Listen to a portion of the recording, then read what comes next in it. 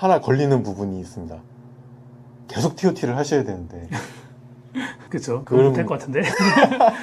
영어만 하는 게 아닌데 지금은. 그러니까. COT까지는 할 것 같아요. 네. 우리도 COT는 할 것 같고 TOT는 할 수 있을지 모르겠네. 네. COT로 바뀌면 COT의 영업 노트로 바꿀까요? 다음부터?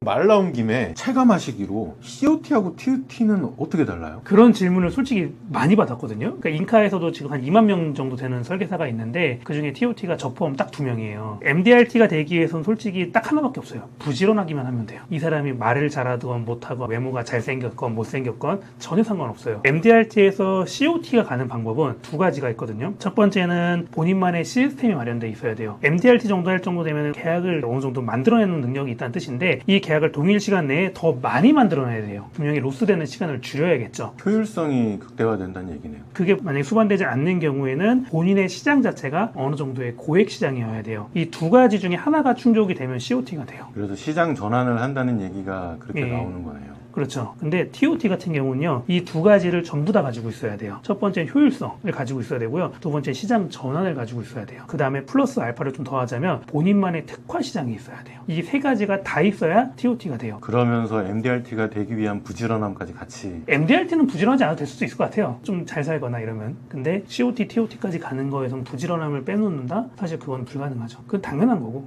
김지율 대표님이 말씀하셨는데 저 친구는 나보다 먼저 죽을 것 같아. 이렇게 느낄 정도로 열심히 한다고 하시더라고요. 진짜 그렇게 해야 되네요. 예, 맞아요. 제가 COT 정도 했을 정도의 실적일 때 경험했던 건데 한번 깜짝 놀랐던 적이 있었는데 그날 상담에 한 5개인가 7개인가 있었어요. 그래가지고 저녁 한 10시, 11시쯤에 서산에서 인천까지 올라오는 길에 너무 피곤하니까 그래서 전화를 해서 오는데 갑자기 블루투스에서 큰 소리가 들리는 거예요. 제가 와이프랑 통화하면서 졸은 거예요. 통화하는 와중에 저는 이제 몇 초로 졸았는지 모르겠는데 한 10초 정도를 졸았대요. 깨워주신 거구나. 예, 와이프도 너무 당황한 거죠. 완전 큰 사고로 벌어질 수 있는 고속도로 한복판 안에서. 제가 안 죽었으니까 다행이지 죽을 수도 있었던 거였잖아요. 사람들마다 노력에 대한 기준이 정말 다르거든요. 근데 적어도 노력을 했다. 그거는 내가 평가하는 게 아니라 남이 평가하는 거잖아요. 남들이 봤을 때 적어도 이 정도로 정말 쓰러질 때까지 일을 하는 게 저는 노력을 했다고 봐요. 그 정도를 하면 말씀하신 대로 주변에 쟤는 나보단 빨리 죽겠구나 라는 말이 자연스럽게 나오지 않을까. 저도 실제로 저희 팀원을 보면서 그런 얘기를 하는 분이 있어요. 그 팀장님도 MDRT 정도 하시고 본인이 이제 관리자다 보니까 영업에는 온전히 집중 못 하는데 또 MDRT는 계속 하시는 분이 계신데 하루에 마지막 그분이랑 통화를 해요. 중간적인 보고도 받아야 되고 그렇게 얘기하다 보니까 항상 이제 제가 웃으면서 하는 말이 팀장님 적어도 재해 사망, 상해 사망이 아닌 이상은 내가 팀장님보다 먼저 죽을 일은 없을 것 같아요. 이런 얘기를 하거든요. 그만큼 누가 봐도 열심히 일하고 누가 봐도 부지런히 일해요.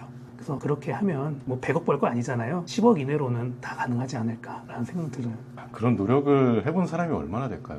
이게 진짜 중요한 것 같아요. 선배님들이 항상 하시던 말, 저도 신입 때 MDRT 한번 해봐라. 그러면은 그때부터는 자연스럽게 따라올 것이다라는 말을 정말 많이 했거든요. 똑같은 것 같아요. 아까도 얘기했듯이 MDRT라는 걸 하기 위해서는 분명히 노력이 수반되어야 되는데 노력을 했다는 사람이 결국엔 MDRT가 돼보는 거거든요. 그러면은 이 노력에 대한 경험치가 쌓여 있는 거예요. 이 경험치가 있기 때문에 그 다음부터는 자연스러워지는 거죠. 근육이 붙듯이. 근데 이거를 경험해보지 못한 사람들은 항상 상황 탓만 해요. 뭐 때문에 내가 이 일을 하기로 마음 먹었다고 한다면 1년 정도, 솔직히 1년이 짧은 시간이면 짧은 시간이 긴 시간이면 긴 시간이지만 절대값으로 봤을 땐 우리 일을 정착하기까지 1년이라는 시간만 투자해야 된다고 하면 절대 긴 시간은 아니거든요. 그 정도만 죽어라 노력한다면 그거에 대해서 보답을 받을 수 있는 날이 오지 않을까라는 생각도 들고 보통 그렇게 얘기를 해요. 이럼에도 불구하고 어떻게 해야 되는지 모르겠다 라는 분들이 생각보다 많거든요. 그래서 저는 그런 분들한테 어떻게 말씀드리냐면은 하루에 스케줄을 4개를 잡아봐라. 보험 상담을 위한 스케줄이 아니어도 좋다. 그래서 저는 10시, 2시, 5시, 8시는 항상 스케줄을 잡았어요. 그럼 그것만 잡았냐? 그게 아니에요.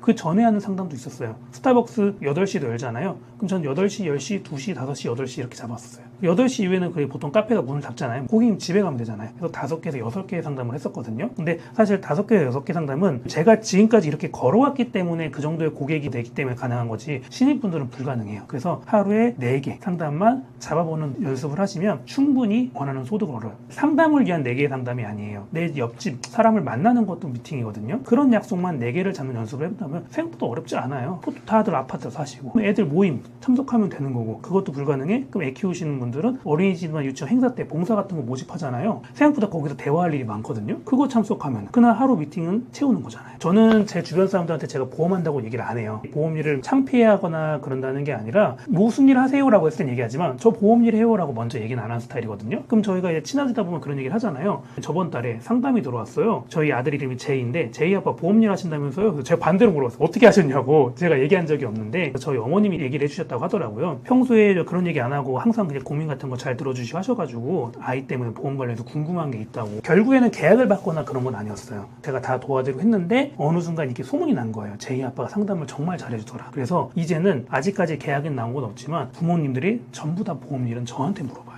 결국에 무슨 말이에요? 알아서 상담이 들어오는 구조가 만들어지는 거고 그 와중에 시간이 쌓이다 보면 분명히 계약이 나오겠죠. 이게 영업이라는 게 정말 어렵지 않거든요. 그냥 내가 사람을 만나는 횟수만 늘리면 돼요. 근데 이거 내가 사람을 만나는 횟수도 자신이 없다? 그거는 먼저 본인의 태도를 고쳐봐야죠. 우리는 영업직이잖아요. 사무실에 앉아있는다고 돈이 나오는 일이 아니거든요. 앉아있는 시간이 하루에 20시간인 거 의미 없어요. 밖에 나가 있는 시간 20시간이 더 중요한 거지. 저는 그게 제일 중요하다고 봅니다. 이 영상을 보고 계시는 설계사님들이 혹시라도 영업을 하시다가 막히시거나 힘드신 일이 생기시면 저에게 연락 주시면 제가 도움 드릴 수 있는 거는 언제든지 최선을 다해 도움을 드리도록 하겠습니다. 감사합니다.